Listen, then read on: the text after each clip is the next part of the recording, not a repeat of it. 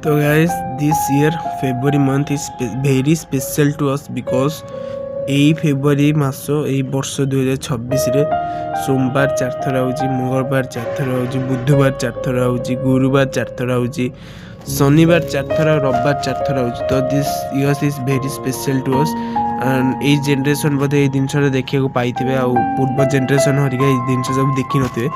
ମାନେ ଏଇଟା 823 ଇୟର୍ସ ପରେ ଆସେ, ମାନେ ଥରେ ଆସେ। 823 ବର୍ଷ ପରେ ଜିନିଷଟା ଥରେ ଆସେ, ଆଉ ଏଇ 2026ରେ ଆଇଛି ଏଇଟା।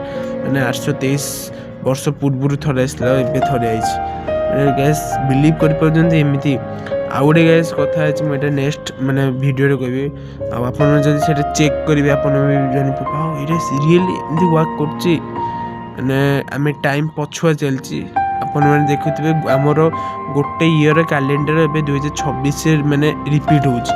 ତ ମୁଁ ସେଇଟା ନେକ୍ସଟ ଇୟରରେ ମାନେ ନେକ୍ସଟ ଭିଡ଼ିଓରେ ମିନି ଭିଡ଼ିଓରେ କହିବି, ଆପଣମାନେ ୱେଟ୍ କରନ୍ତୁ। ତ